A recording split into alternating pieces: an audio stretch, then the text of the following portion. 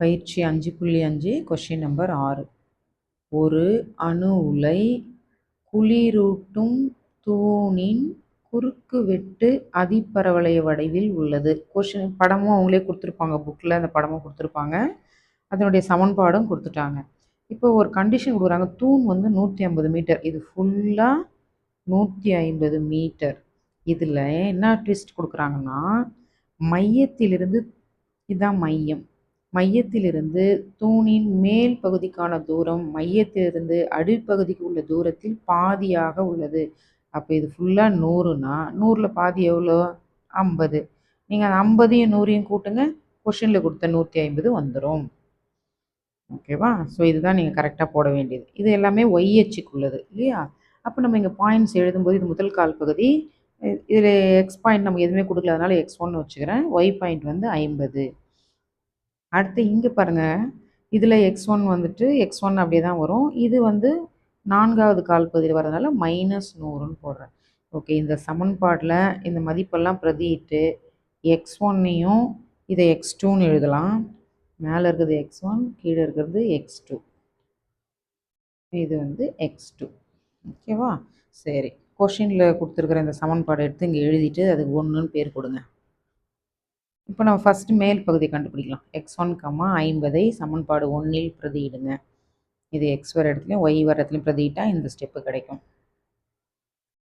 இப்போ x1 square by 30 square is equal to, இந்த minus term இந்த பக்கம் வந்தால் ப்ளஸ் டேர்மாக மாறிடும். இதை அப்படியே எடுத்து எழுதுறீங்க.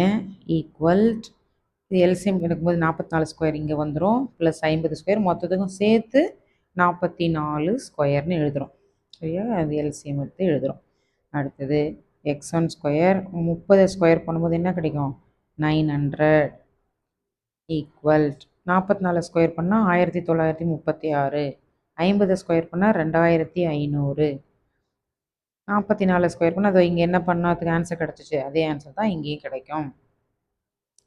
x1 square by 900 is equal to, இது ரெண்டுத்தையும் கூட்டினா 4436 பை 1936.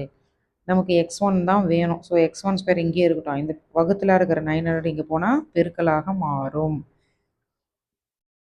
அடுத்து நம்ம ஸ்கொயர் கேன்சல் பண்ண போகிறோம், x1 தான் போனோம். அப்போ ஸ்கொயர் இந்த பக்கம் போது எல்லாத்துக்குமே ரூட் ஆகிடும். சரியா? ஸோ இது எல்லாத்துக்கும் ரூட் எடுத்து பெருக்குனீங்கன்னா உங்களுக்கு இந்த ஆன்சர் கிடைக்கும்.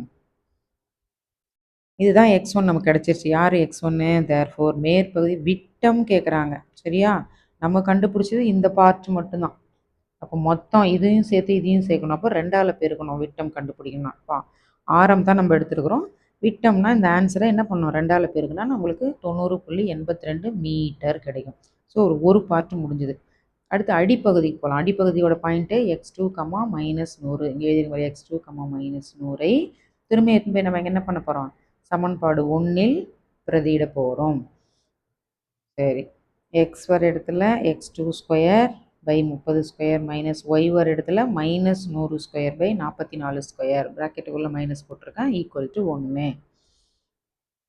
இது அந்த டேர்ம் அப்படியே வரும். இதை